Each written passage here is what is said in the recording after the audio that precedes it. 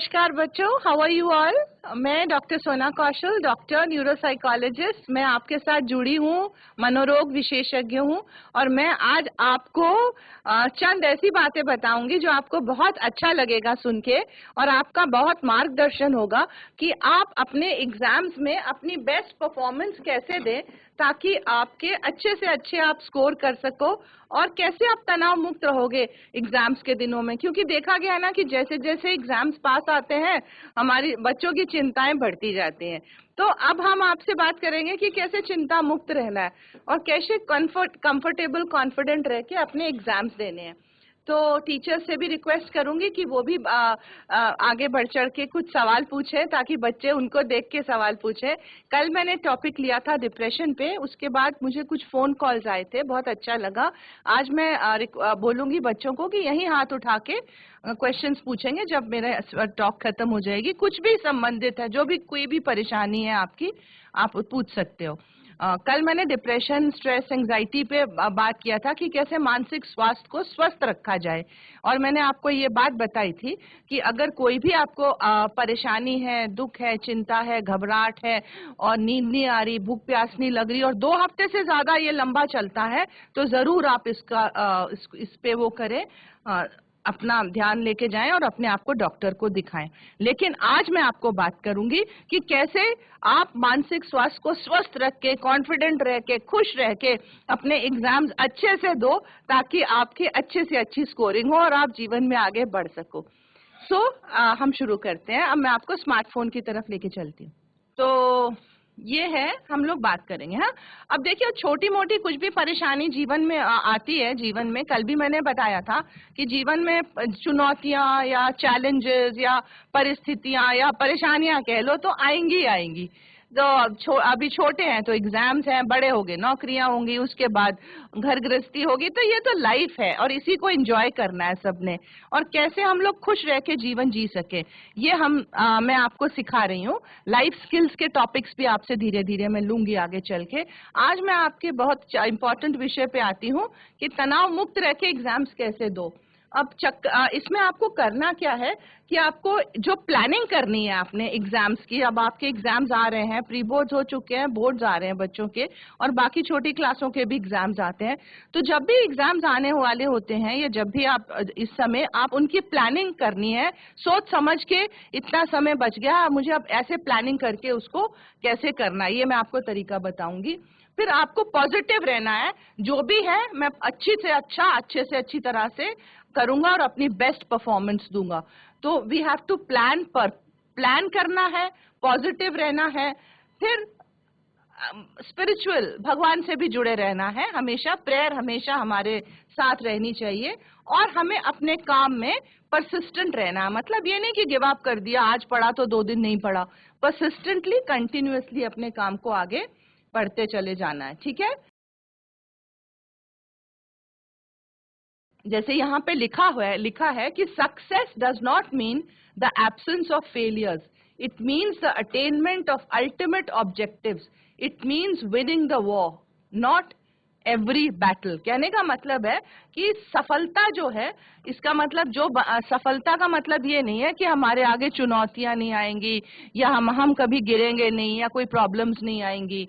Success का मतलब है कि हम धीरे धीरे जीवन में आगे बढ़ते जाएं, सब परिस्थितियों को पार करते हुए, गिरते पड़ते आगे बढ़े, और अपने धीरे धीरे अपने गोल्स को अचीव करें। ये जो स्लाइड शो मैं आपको दिखा रही हूँ, ये सीबीएसई का वो है जो इनकी वेबसाइट पे अवेलेबल है, तो आप किसी भी टाइम उसको देख सकते हो। कहते हैं, मैंने कल आपसे बताया था कि एग्जामिनेशंस एक हमारे जीवन का एक बहुत इम्पोर्टेंट हिस्सा है। बचपन से हम सब एग्जाम्स देते ही चले आ रहे हैं, एग्जाम्स देते देते हम यहाँ तक पहुंचे हैं। अभी बोर्ड्स होंगे या और क्लासों के होंगे, उसके बाद हम कॉलेज जाएंगे, वहाँ एग्जाम्स होंगे, फिर हम लाइफ में आगे जाएंगे, फिर करियर में जाएंगे, वहाँ पे हमें इंटरव्यूज, एग्जाम्स देने हैं। तो ये तो एक जीवन का हिस्सा है। तो इनको हमें बहुत पॉजिटिवली लेना है, क्योंकि हर एग्जाम हमें एक आगे लेके जाता है। वो एक पड़ाव खत्म होता है और दूसरा पड़ाव शुरू होता है। ये पॉजिटिव थिंकिंग है कि ये एग्जाम जो आया है ये मेरे फायदे के लिए आया है। अभी ये होगा, 6th खत्म होगा तो मैं 7th में जाऊंगा, 10th खत्म होगा तो मैं 11th में जाऊंगा। तो एक पड़ाव खत्म होता है और हम आगे बढ़ते हैं। This is positive thinking, right. और हमारा एटीट्यूड और confidence will take us toward success along with our strengths and limitations। जो हमने मेहनत करी है, जो हमने सीखा है, उसको हम तभी आगे ले जा सकते हैं अगर हमारा पॉजिटिव थिंकिंग होगा, एटीट्यूड ठीक होगा, हमारी सोच ठीक होगी, हमारा बिहेवियर ठीक होगा, लाइफस्टाइल ठीक होगी, एक तरीके से हम पढ़ेंगे और आगे बढ़ेंगे पॉजिटिव सोच के साथ, तभी हम हर एग्जामिनेशन को पास कर सकते हैं। तनाव के बारे में मैंने बहुत पहले एक क्लास ली थी और उसको मैंने बोली थी कि ये हमारी जो है तनाव, मैंने तो तुम्हें समझाया था कि एक हमारा बॉडी, हम तनाव में आ जाते हैं, मतलब तनाव कोई अच्छी चीज नहीं है, stress is not something very good, लेकिन कोई व्यक्ति तनावग्रस्त हो जाता है, तनाव में आ जाता है जब उसके ऊपर जो परिस्थितियां हैं उसको इतनी लगती हैं बड़ी कि वो उनके साथ कोप नहीं कर पाता। He is not, it occurs when the body is required to perform beyond its normal range of capabilities. जो बॉडी का रिएक्शन है वो इतना ज्यादा उसको करना पड़ता है और इतना ज्यादा उसको सफर करना पड़ता है, क्योंकि जो प्रॉब्लम है वो बहुत बड़ी लगती है, तो तनाव में आता है। लेकिन अगर ऐसी चीज नहीं है तो वो उसको कोप कर लेता है और अपनी सोच से बोलता है ठीक है मैं कर रहा हूं, और जीवन में आगे बढ़ता है, तो वो तनाव मुक्त रहता है, राइट। सो कहने का मतलब है कि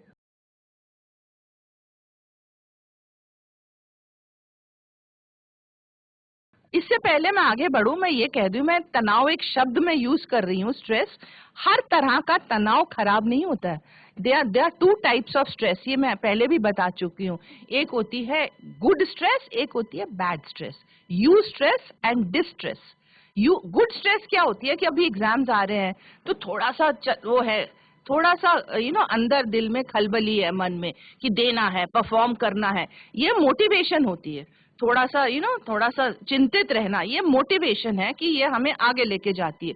लेकिन जब हम बहुत ज्यादा ओवर रिएक्ट करते हैं, बहुत ज्यादा सोचते हैं, तो ये जो यू स्ट्रेस है ये बढ़ती चली जाती है, सोच सोच के क्या होगा, कैसे होगा, नंबर क्या आएंगे, नेगेटिव थिंकिंग के साथ, और मैं फिर डिस्ट्रेस में चला जाता हूँ, फिर मैं तनावग्रस्त हो जाता हूँ, और फिर मुझे बहुत सारी परेशानियां होती हैं, शारीरिक, मानसिक, सोना, भूख नहीं लगना, मैं आगे बताऊंगी और मैं बता भी चुकी हूँ।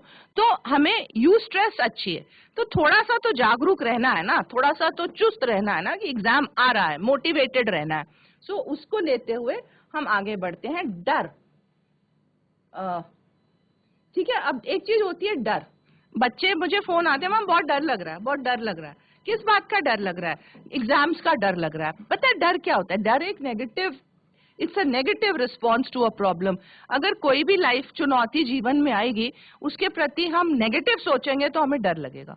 अगर हम पॉजिटिव सोचेंगे कि नहीं ठीक है ये प्रॉब्लम है, जितना मेरे को आता है मैं इसको सॉल्व करके आगे बढ़ूंगा, ये तो डर नहीं लगेगा। तो डर, हम जब आगे की सोचते हैं कि क्या होगा, कैसे होगा, क्या रिजल्ट आएगा, मैं आगे क्या करूंगा, जब हम फ्यूचर की सोचते हैं बहुत ज्यादा, हम इमेजिन करते हैं ऐसी स्टोरी जो हो या ना हो हमें पता ही नहीं, क्योंकि आगे क्या होगा किसी को भी नहीं पता। तो एक हमें सोच, एक बिलीफ सिस्टम, एक मान्यता हमें ऐसी बनानी चाहिए कि जो होगा अच्छा होगा। गीता में लिखा हुआ है कि जो हो गया बहुत अच्छा हुआ, कुछ सिखा के गया, कुछ ना कुछ मैंने सीखा अपनी गलतियों से या अपनी अच्छाइयों से।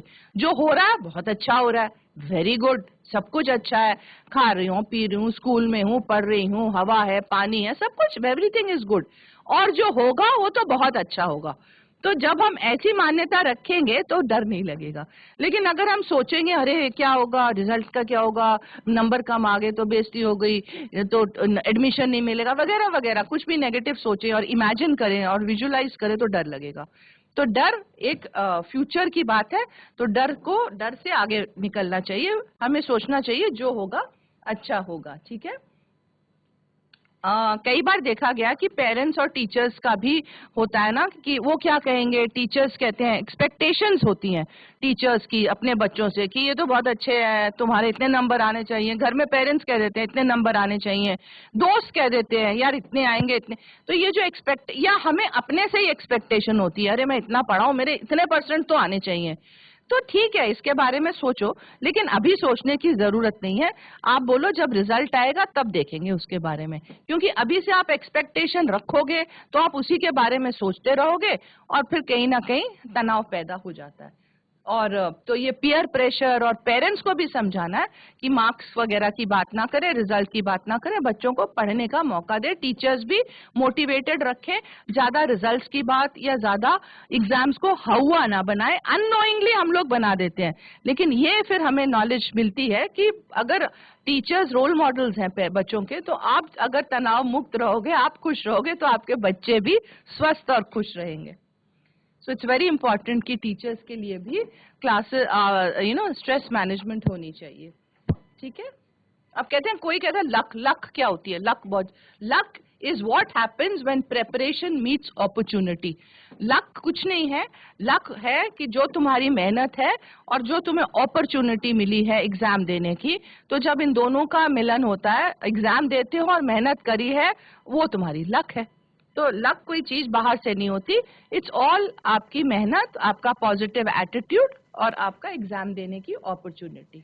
तो मैंने फियर और एंजाइटी बता दिया, that too many thoughts which are negative don't leave your mind to concentrate on remembering the answers to the questions. मैं प्रोसीड करती हूँ कि तनाव और एंजाइटी सिर्फ फ्यूचर के बारे में सोच के होती है, या अगर मैं बहुत एक्सपेक्टेशन रखता हूँ, या मैं बहुत डरता हूँ, या मैं बहुत परफेक्शनिस्ट हूँ कि मेरा सब काम बहुत अव्वल नंबर का होना चाहिए। परफेक्शनिस्ट भी एंजाइटी कॉज करते हैं। मतलब जो है जैसा है अच्छा है, इम्प्रूव करने के लिए मैं रेडी हूँ, ये एटीट्यूड होना चाहिए। अब हम आगे बढ़ते हैं कि करना क्या है ना, फिर हम आपके क्वेश्चंस भी लेंगे। अब ये मैंने आपको बताया भी था कि आपको पता कैसे चलेगा कि आप खुश हो या तनाव में हो, क्योंकि तनाव में अगर हो आप और डिस्ट्रेस में हो तो जो आएगा वो भी भूल जाओगे। दिमाग में नेगेटिव चीज चल रही है, इतने सारे नेगेटिव थॉट्स हैं, तो दिमाग में जगह ही नहीं है कि आप कंसंट्रेशन या मेमोरी या याद रखो चीज को, भूलने लगते हैं बहुत ज्यादा। तो अगर तनाव में है तो ये सब चलता है। तो कैसे पता चलेगा? कुछ फिजिकल साइंस होते हैं, शारीरिक साइंस होते हैं जो जैसे बोर्ड में दिए हुए हैं। आपको बोर्ड दिखाई दे रहा है ना सबको? साइंस होते हैं जैसे नींद नहीं आना, भूख नहीं लगना या बहुत ज्यादा लगना, इन्फेक्शंस होना, हेडेक्स, बैक एक्स, ब्रीदिंग में प्रॉब्लम होना, हेडेक्स होना, बॉडी मसल पेन्स होना, डिजीनेस, नोजिया।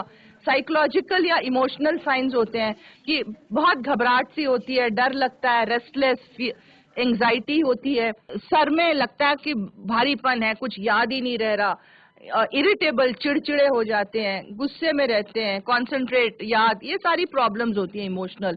और फिर व्यवहारिक प्रॉब्लम्स होती हैं, तो कुछ बच्चे तो जो है गलत ले लेते हैं, गलत रास्ते पे चल जाते हैं, ये प्रॉब्लम्स आती हैं। तो कुछ बच्चे स्ट्रेस में चले जाते हैं, और कोई बच्चे तो अपनी काउंसलिंग करवा के टीचर से बात करके अपने आप प्रॉब्लम का हल निकाल लेते हैं, जो मैं आपको बताऊंगी कि क्या क्या करना चाहिए। लेकिन कुछ बच्चे गलत रास्ता अपना लेते हैं, हो सकता है वो अल्कोहल पीने लगे, स्मोकिंग करने लगे, ड्रग्स खाने लगे, या क्लास आना ही बंद कर दें, प्रोक्रेस्टिनेट करें, चीज को पढ़ना ही छोड़ दें, किताबें रख दें कि अब मेरे से नहीं होता, और विड्रॉल, एकदम अपने में अकेलेपन में अपने में खो जाएं, बात ही ना करें। तो ये चीजें नहीं हो, इसके बारे में हम चर्चा कर रहे हैं कि कैसे हम खुशी शांत रह के, हैप्पी रह के, स्ट्रांग रह के अच्छे एग्जाम्स अपने दे सकते हैं। ठीक है, तो सबसे जरूरी आपको ये चीज है कि तनाव का कारण बहुत कुछ होता है एग्जाम्स के टाइम पे। एक तो ये होता है कि जो मेरी सोच है वो इतनी कभी कभी नेगेटिव हो जाती है कि ये तो मेरे से होगा ही नहीं, मेरा ये काम ही नहीं पूरा होगा, या मैं तो कल जा रहा था, मैंने अपनी टीचर को विश किया, टीचर ने जवाब ही नहीं दिया, या पेरेंट्स मेरे से नाराज हैं, चाहे टीचर ने देखा ही ना हो, लेकिन आप इतना नेगेटिव सोचोगे, टीचर मेरे से नाराज है, पेरेंट्स मेरे दोस्त मेरे से बोल ही नहीं रहे हैं, और I can't forget my mistake in question 10, the paper is ruined. Paper दे के आओगे तो बोलोगे अरे फलाना पेपर तो गड़बड़ ही हो गया, अपना तो मेरा तो कुछ हो ही नहीं सकता। तो इस तरह के जब नेगेटिव थॉट्स अगर आप चलेंगे तो तनाव होगा। तो सोचना क्या चाहिए? सोचना ये चाहिए कि मैंने फोकस किया अपने काम पे, ये स्ट्रेस बस्टर, तनाव कैसे मुक्त होता है, तनाव से कैसे बचते हैं, खुश कैसे रहते हैं, पॉजिटिव सोच के कि मैंने फोकस किया, मैं स्टेप बाय स्टेप बढ़ रहा हूँ और मैं अपनी प्रोग्रेस कर रहा हूँ, मैं रिविजन्स कर रहा हूँ, सब कुछ कर रहा हूँ और मैं अपनी प्रोग्रेस कर रहा हूँ, पूरी मेहनत कर रहा हूँ, अपनी पीठ थपथपाना। और अगर टीचर ने जवाब नहीं दिया तो एकदम से नहीं बोलना सब नाराज है मेरे से। आप बोल सकते हो कि हो सकता है टीचर ने देखा ही ना हो कि मैम का ध्यान कहीं और था, तो इसलिए नेगेटिव थिंकिंग से बचना है। और अगर आपने कोई पेपर या क्वेश्चन गलत हो गया तो ओवर रिएक्ट नहीं कर रहा, बोलना ठीक है गलतियां सबसे होती है, देखते हैं रिजल्ट आएगा तो क्या होगा, अच्छा ही होगा, ऐसे अपने आप से पॉजिटिव सेल्फ टॉक करनी है, राइट। ऐसे ये पिक्चर होती है, ऐसे ऐसी अपनी दुर्दशा नहीं बनानी है, साफ सुथरा हिम्मत रख के, हौसला रख के, कॉन्फिडेंट रह के अपने एग्जाम्स देने हैं। सबसे पहले आपको एक लाइफस्टाइल हेल्दी फॉलो करनी है। लाइफस्टाइल हेल्दी फॉलो करने के लिए अपनी न्यूट्रिशन आपको ठीक रखनी है, समय से खाना है, अच्छा खाना खाना है, तनाव मुक्त रहने के आप, क्योंकि देखा गया है कि जंक फूड खा के भी बहुत ज्यादा एंजाइटी और वो हो जाती है। और न्यूट्रिशन रखना है तो क्या खाना है, बैलेंस डाइट खाना है, बाहर का खाना अभी अवॉइड करो, है ना। बाहर से ये जो पैकेट्स के खाने होते हैं या जो कोल्ड ड्रिंक्स होते हैं या जो जंक फूड बनता है, लेकिन वो खाना खाओ जिसमें कार्बोहाइड्रेट्स, प्रोटीन्स, विटामिन रिच हो जो आपकी डाइट में, जैसे कि घर में जो सब्जी बन रही है, दाल बन रही है, फाइबर है, वेजिटेबल्स है, फ्रूट्स हैं, मिल्क प्रोडक्ट्स हैं, या ग्रीनी लीफी वेजिटेबल्स है। दूध ले रहे हो या कोई मिल्क का प्रोडक्ट ले रहे हो तो उसको फोर्टिफाई करो, उसको उसमें कोई ऐसी हेल्थ ड्रिंक डालो जैसे बॉर्नविटा है, हॉर्लिक्स है, या व्हाटएवर जो भी आप यूज करते हो। क्योंकि आप देखोगे कि खाने का संबंध आपके एग्जाम से बहुत ज्यादा होता है। दूसरी चीज, ये एक पिक्चर सी बनी है, इससे आपको अंदाजा हो जाएगा। जो सबसे नीचे का हिस्सा है ये रिच फूड होते हैं, जैसे कि सीरियल्स। एग्जाम टाइम पे सबसे ज्यादा एनर्जी यही चीज देते हैं। सीरियल्स मतलब दाल, राइस, और ब्रेड।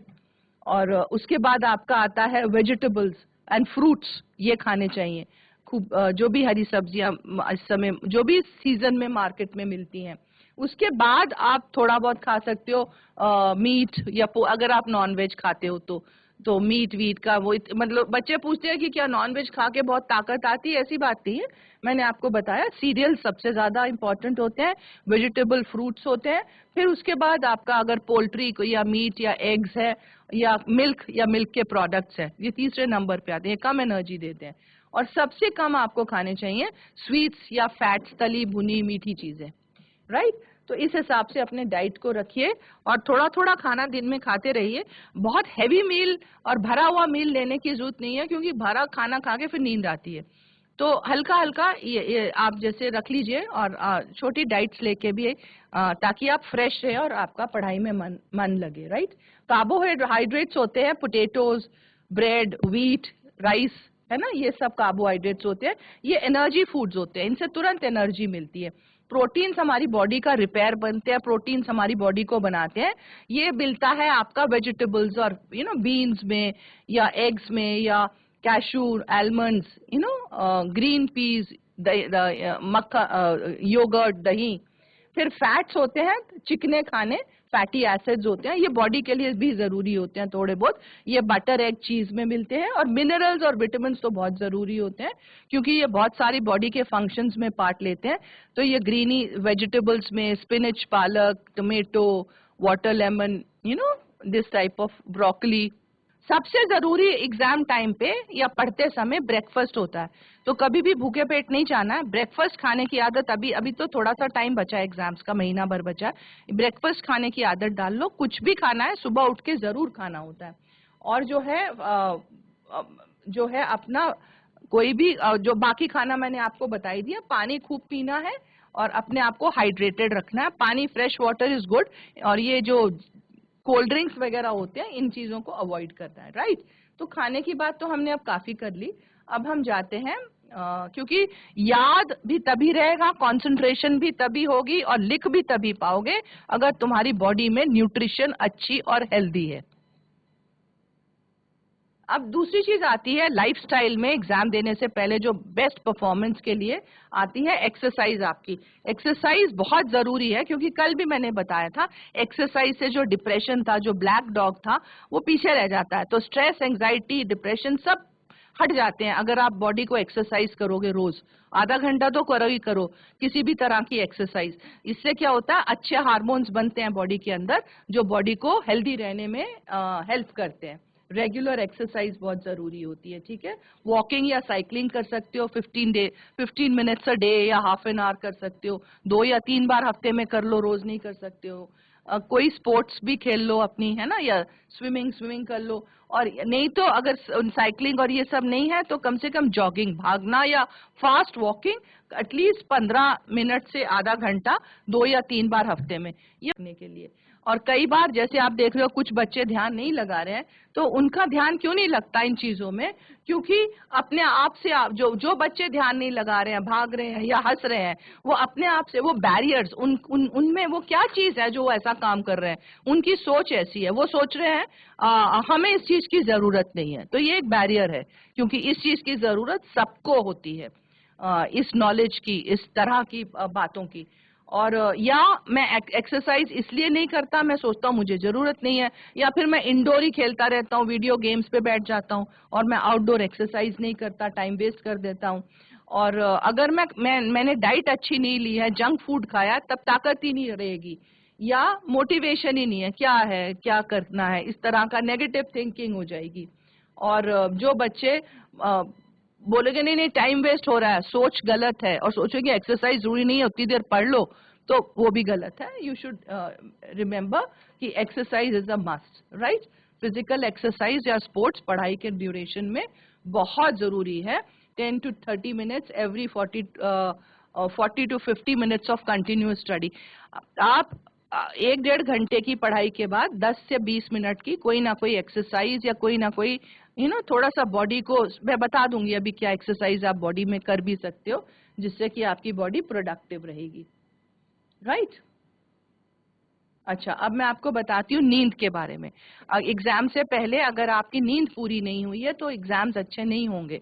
एग्जाम स्लीप डेप्रिवेशन हो जाता है, दिमाग में नींद की कमी होती है और दिमाग पूरी तरह से उस बात को याद नहीं रखता, लिख नहीं पाता, समझ नहीं सकता, सब गलतियां, फिर हम कहते हैं ओहो गलती हो गई एग्जाम में, सिली मिस्टेक हो गई। इसीलिए होती है क्योंकि एक कारण ये भी है कि नींद पूरी नहीं है। तो बहुत जरूरी होता है कि द ब्रेन कंसोलिडेट्स और reinforces what a child has learned और ऑब्जर्व्ड ड्यूरिंग द डे। सोने से, रात की नींद पूरी होने के बाद जो दिन भर की आपने पढ़ाई करी है वो सीमेंट की तरह जम जाती है दिमाग के अंदर, कंसोलिडेट हो जाती है।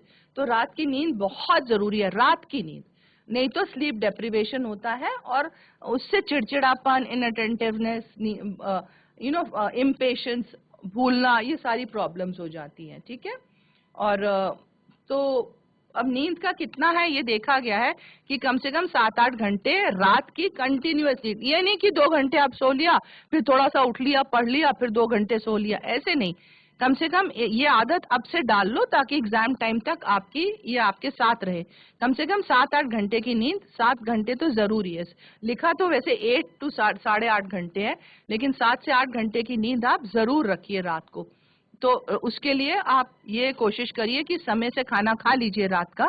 और अगर आप उठने का टाइम अपना फिक्स रखते हैं कि मुझे 7-8 बजे सुबह, मुझे 10 से मेरा एग्जाम है, मुझे 7 बजे उठ के पढ़ना है, तो 10-11 बजे के बीच में आपको नींद आ जानी चाहिए ताकि 7 बजे नींद खुल जाए। तो इस हिसाब से अपना मैनेज कर लीजिए ताकि रात की नींद पूरी हो। और दिन में एक झपकी ले लीजिए या मत सोइए, ज्यादा से ज्यादा एक झपकी 10-15 मिनट की ले लीजिए, कैट नैप जिसको कहते हैं, झपकी लेना, उससे बॉडी एनर्जाइज होती है, हेल्दी रहते हो आप। लेकिन अगर आप सो के लेट गए और लेजी होके उठे ही नहीं और पड़े ही रह गए बिस्तर में, तो फिर रात को आपको नींद नहीं आएगी, फिर वो साइकिल शुरू हो जाएगी, रात को जागोगे, दिन में आपको नींद आएगी, और एग्जाम में भी जब एग्जाम देने बैठोगे तो फिर एग्जाम अच्छे से नहीं हो पाएगा।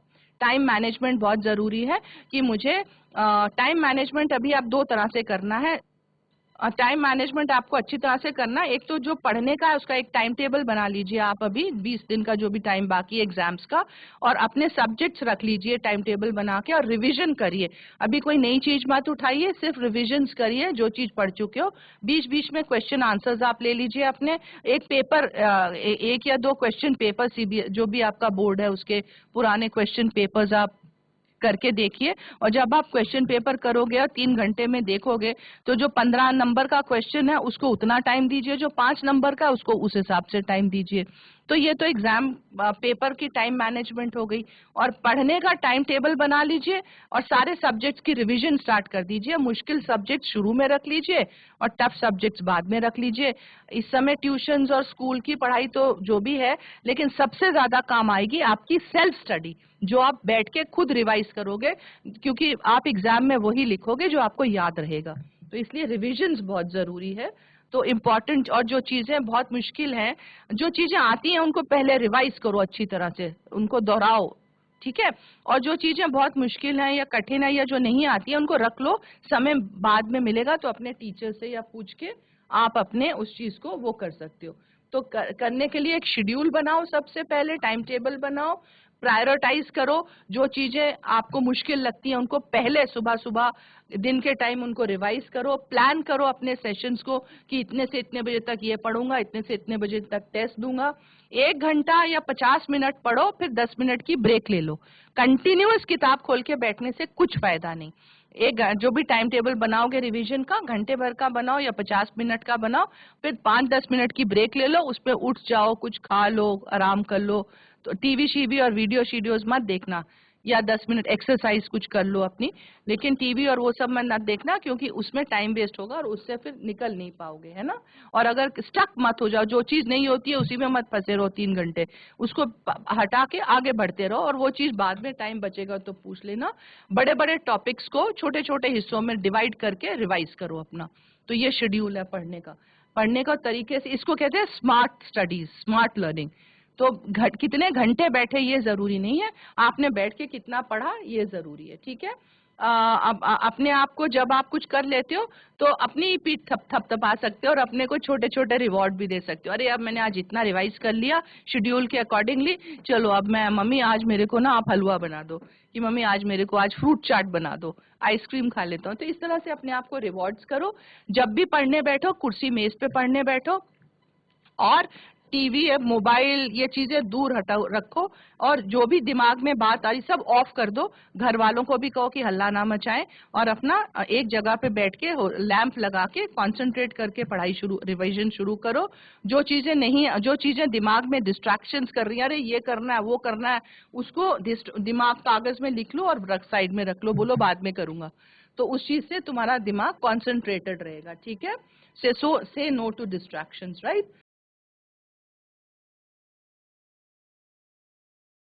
ये सब हो गया, और मैं आई थिंक काफी चीजें मैंने आपको बता दी। तो जो टू डू लिस्ट होती है, जो इम्पोर्टेंट चीजें हैं उनकी लिस्ट बना लो और उनको पहले पढ़ लो, ठीक है। इंटरेस्टेड रहो अपनी पढ़ाई में, बोलो कि ये एग्जाम है मेरे लिए बहुत जरूरी है। इसको ये मत बोलो कि अरे एग्जाम आ गया क्या मुसीबत है, बाप रे बाप बड़ा टेंशन, ऐसे नहीं बोलो। बोलो अच्छा है एग्जाम आया, अब मैं इसको दे के पार करके आगे बढ़ूंगा, अगली क्लास में जाऊंगा, कॉलेज स्कूल से निकल के कॉलेज में जाऊंगा, दुनिया देखूंगा। तो इंटरेस्टेड रहो अपनी पढ़ाई में, और बीच बीच में रिलैक्सेशन जरूर रखो, मन को शांत रखो। मन को शांत करने के लिए मैंने कल भी बताया था, मेडिटेशन करो।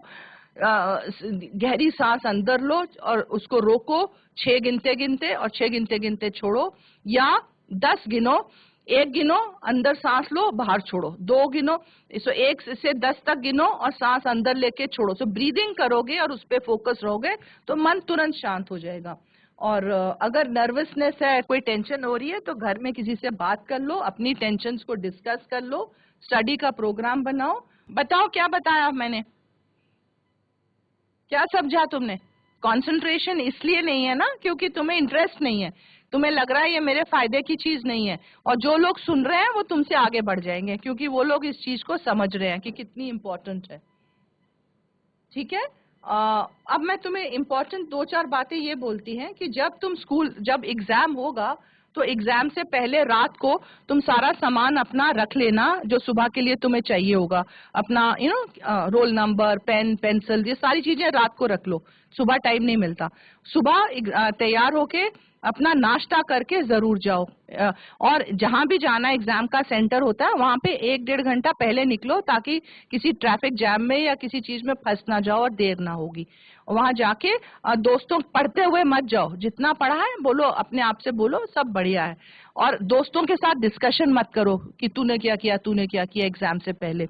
जब एग्जाम हॉल में बैठ जाते हो पहले अपना देख लो टेबल कुर्सी सब ठीक है, क्वेश्चन पेपर अपने हाथ में लो और उस क्वेश्चन पे पहले तो मन को पहले अपने शांत कर लो, ब्रीदिंग एक्सरसाइज करके मन शांत कर लो। जब पेपर मिलेगा मन शांत करके फिर उसको देखो कि सारी प्रिंटिंग ठीक है, क्वेश्चन सारे ठीक है।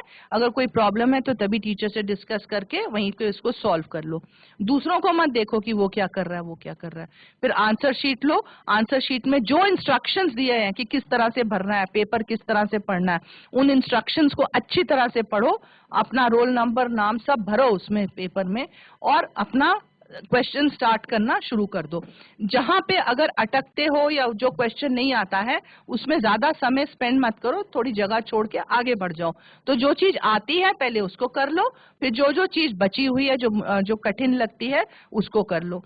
एग्जाम देने के बाद रिवीजन जरूर कर लो और देख लो कुछ छूट तो नहीं गया पेपर में, कोई क्वेश्चन छूट तो नहीं गया, रिवीजन कर लो। साफ साफ लिखना, क्योंकि पढ़ना बहुत मुश्किल काम होता है। इंस्ट्रक्शंस देख के देखना कि क्वेश्चंस में क्या लिखा है। अगर 5 नंबर का क्वेश्चन है तो उसमें उतना ही लिखने की जरूरत है, क्योंकि 5 नंबर से ज्यादा नहीं मिलेंगे उसमें।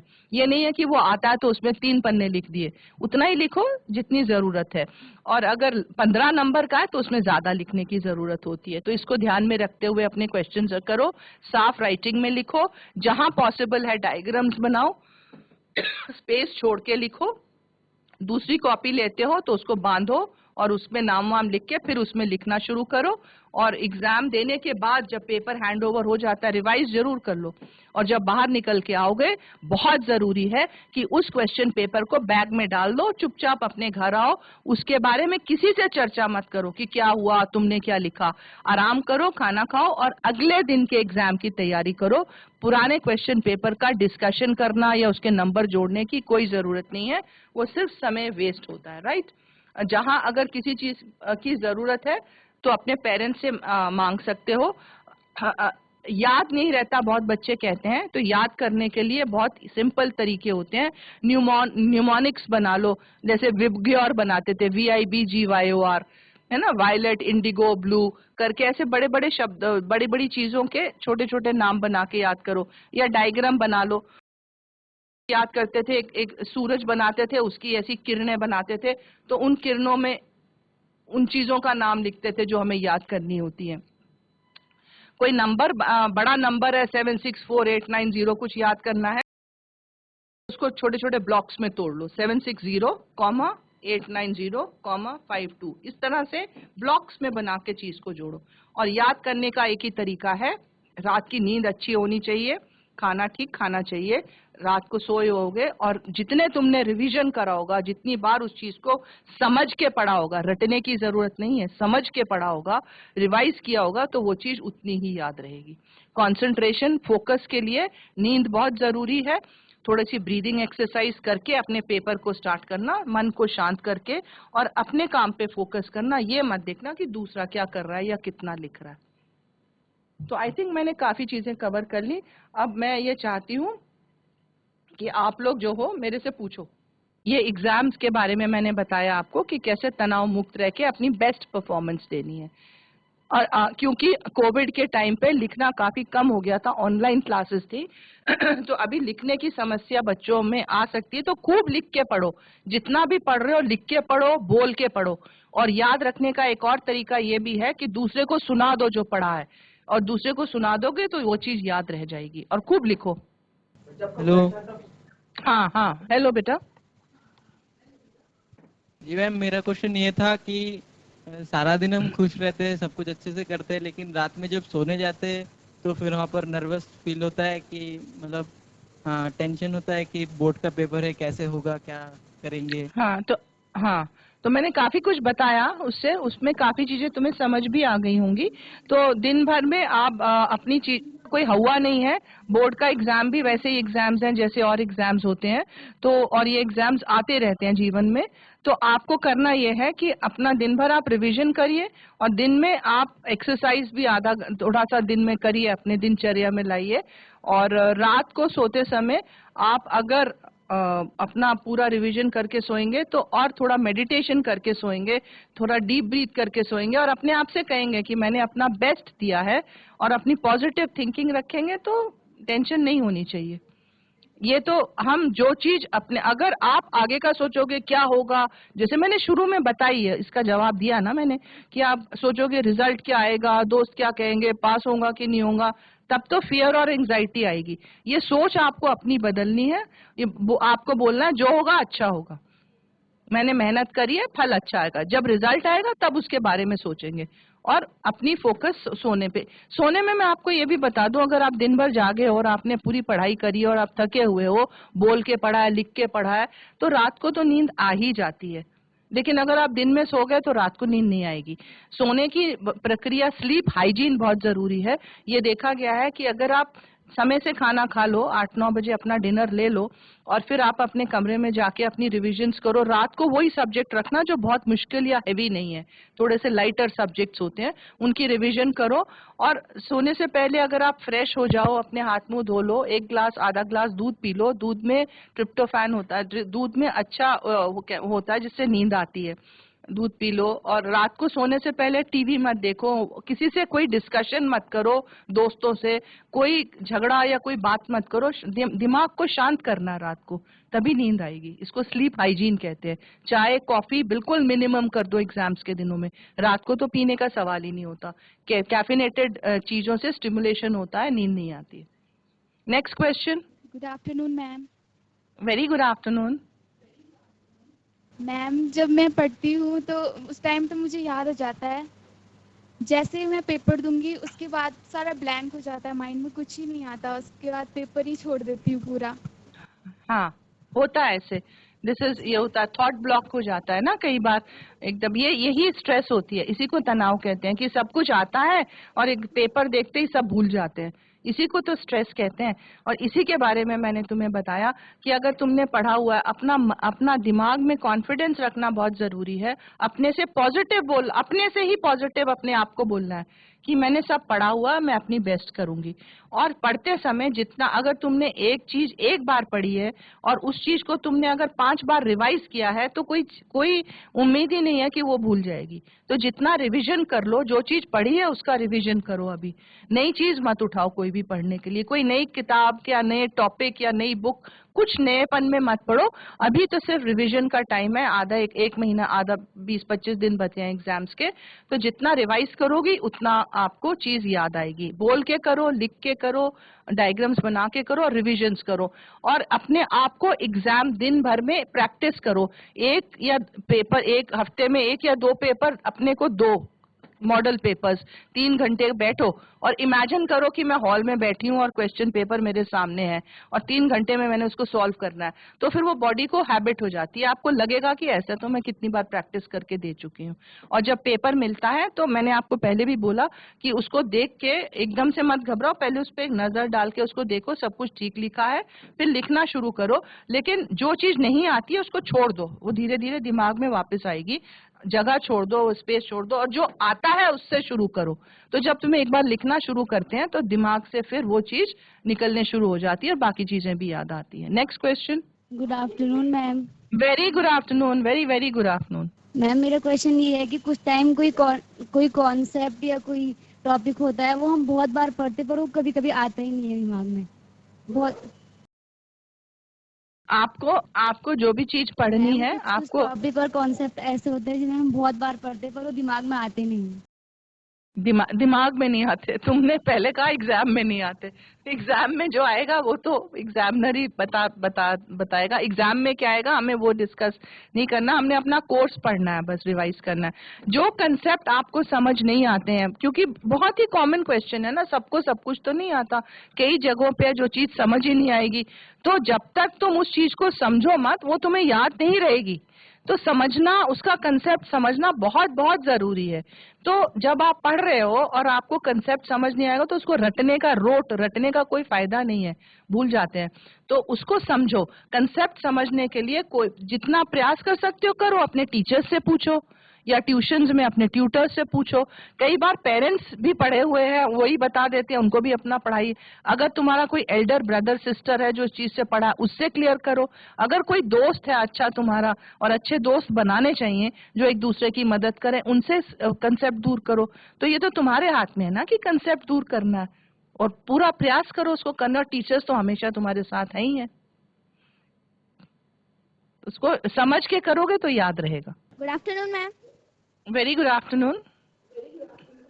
मैम मेरा क्वेश्चन था कि हम अपना कंसंट्रेशन लेवल कैसे इंक्रीज करें। कंसंट्रेशन लेवल इंक्रीज करने की मैं बात अपने टॉपिक में बीच में कर चुकी हूँ, तो उसको तुमने सुना होगा, समझ भी लिया होगा। नंबर 1, जितना अगर नींद पूरी है तुम्हारी रात की, मैं बार बार इसी बात को कह रही हूँ, अगर तुम रात को जागोगी और दिन में तो दिन में कंसंट्रेशन नहीं होगा। तो रात की नींद पूरी करना बहुत जरूरी है, तभी दिमाग में वो चीज बैठेगी। दूसरी चीज, दिमाग के अंदर स्पेस होगी तभी तो वो चीज बैठेगी जो भी चीज इंपॉर्टेंट है। अगर दिमाग में उल्टे सीधे सवाल चले हैं, या मोबाइल और टीवी में टाइम वेस्ट कर रहे हो, या दोस्तों से बातें कर रहे हो और उल्टा बेफालतू की बातें सोच रहे हो, तो फिर पढ़ने की जगह ही नहीं है दिमाग में। तो जो भी फालतू चीजें हैं दिमाग से निकाल के अपना फोकस करना है दिमाग पे, पढ़ाई पे, और बोल के पढ़ना है। कंसंट्रेशन बोल के पढ़ो, लिख के पढ़ो, और उससे पहले दिमाग शांत करो। 2 मिनट 3 मिनट मेडिटेशन करो, डीप ब्रीथ करो, मन को शांत करो, अपने आप से बोलो सब ठीक है, फिर उसको ध्यान से पढ़ो। और कंसंट्रेशन के लिए सबसे जरूरी है कि वो चीज समझ में आनी चाहिए, तो उसको समझ लो पहले, फिर उसको लिख लो, फिर या उसके डायग्राम बना लो, या वो नहीं करना है तो इसको रिवाइज करो बोल के। लिखना बहुत जरूरी है, क्योंकि लिखने से चीज बैठती है, और भी अच्छा है उसको बोल के किसी को सुना दो। कंसंट्रेशन इसी चीज से बनती है। और एक ही जगह पे बैठो, और जो जगह है पढ़ने की वहाँ हल्ला गुल्ला नहीं होना चाहिए, और अपना टीवी, अपना मोबाइल शोबाइल दूर रख के उसको अपने पास मत रखना जब पढ़ने बैठो। और सबसे जरूरी ये है कि कंसंट्रेशन के लिए कि अगर तुम 1 घंटा पढ़ रहे हो तो पहले डिसाइड कर लो कि मुझे 1 घंटे में क्या और कितना पढ़ना है। ये नहीं कि तुम पूरी हिस्ट्री की बुक लेके बैठ गए अब 1 घंटे में मुझे पढ़नी है, वो तो इरैशनल, इलॉजिकल है, नहीं हो सकता, कोई नहीं कर सकता। तो 1 घंटे में तुम कितना पढ़ सकते हो, कौन सा सब्जेक्ट, उसको तो टाइम टेबल के हिसाब से बैठे हो तो 1 घंटे में जितना पढ़ सकते हो, 1 चैप्टर या 2 चैप्टर उनको निकाल के बैठो और उनको बोलो अब ये करना है मुझे, तो वो हो भी जाएगा। लेकिन अब पहले से सोचोगे नहीं कि कितना पढ़ना और पूरी किताब रख लोगे तो दिमाग काम नहीं करेगा। तो this is the way to do it. Very good afternoon. Ma'am मेरा क्वेश्चन ये है कि जैसे हम अपने एग्जाम टाइम पे प्रिपेयर करते हैं अपने सेल्फ को कि हम कैसे एग्जाम देंगे, तो हमारे पेरेंट्स जो है हम पे प्रेशर क्रिएट करते हैं कि अगर तुमने इतनी परसेंटेज नहीं लाई तो फिर हम ये नहीं करेंगे, वो नहीं करेंगे। तो मैं आपसे ये कहना चाहता हूँ कि हम इस चीज से डील कैसे करें, इस प्रेशर। आप बहुत अच्छा सवाल पूछा है तुमसे, वेरी गुड। देखो, पेरेंट्स की तो क्लासेस या काउंसलिंग नहीं हो रही है, यहाँ पे मैं जो बात कर रही हूँ वो तुम्ही से कर रही हूँ। और इस समय तुम ज्यादा जागरूक हो क्योंकि तुमको ये बात पता चल गई है कि ये गलत है। कोई भी किसी पेरेंट्स कई बार करते तो अच्छा ही है, बच्चे के भले के लिए करते हैं, पढ़ ले नंबर ले आ, नहीं तो क्या करेगा, लेकिन उनको ये पता नहीं कि ये चीजें नहीं बोलनी चाहिए। तो उनको कौन बताएगा, उनकी तो ना क्लास हो रही ना काउंसलिंग हो रही है, उनके माँ बाप ने उनको ये बोला इसलिए वो बोल रहे हैं। लेकिन आप तो जागरूक हो गए ना, तो जब आपके पेरेंट्स ऐसे बोले तो आप उनकी काउंसलिंग कर सकते हो, जैसे मैं आपकी कर रही हूँ। आप उनको तसल्ली दे सकते हो कि मम्मी मैंने पढ़ा है, मैं कर रहा हूँ अपनी पूरी मेहनत, आप चिंता मत करो। जब उनको आप इस तरह से प्यार से समझा दोगे वो समझ जाएंगे। और दूसरी चीज ये है कि अगर हम कभी कभी बात कोई होता है ऐसा सेशन, तो मैं पेरेंट्स के साथ भी एक क्लास लेना चाहूंगी, देखते हैं हो पाएगा कि नहीं तो आप उनको तसल्ली दे दो तो उनकी चिंता खत्म हो जाएगी फिर। और कुछ? और ओके थैंक यू मैम, बहुत बहुत धन्यवाद, आपने जो है बच्चों को इतना मोटिवेट करा। तो मैं समझती हूँ कि बच्चों में का जो कॉन्फिडेंस लेवल होगा वो अच्छा क्रिएट होगा और अच्छा परफॉर्मेंस जो है बच्चे करेंगे। Thank you very much. हम मच। आपका लेक्चर सुन रहे हैं मैम, तो बहुत अच्छा हमें लगा कि, और इसलिए हमने जो है सारे जो है 11th 12th के बच्चों को 10th के बच्चों को यहाँ पर बिठा के रखा है। तो बहुत अच्छा किया, बहुत अच्छा हमें लगा। Thank you very much ma'am. Thank you very much. और कोई क्वेश्चंस है तो चैट में डाल दीजिएगा, हम ले लेंगे उनको। Thank you. की बात एक ये है कि तनावग्रस्त बच्चों से दूर रहो। कुछ बच्चे बहुत टेंशन में नेगेटिव बोलते हैं, क्या होगा कैसे होगा। जब एग्जाम देने जा रहे हो तो इन बच्चों से एक दूसरे से बात ही मत करो, और एग्जाम देने से पहले रटो मत चीज को, सब पढ़ी हुई है, सब याद आ जाएगी अपने आप। जब लिखना शुरू करोगे तो आ जाएगी। बस अपनी आगे मेहनत करते जाओ और अपने को बोलते जाओ आई एम वेरी गुड, मैं मेहनत कर रहा हूँ। टाइम टेबल बना के पढ़ो और क्वेश्चन पेपर सॉल्व करो अपने बीच में बैठ के। Thank you, bye.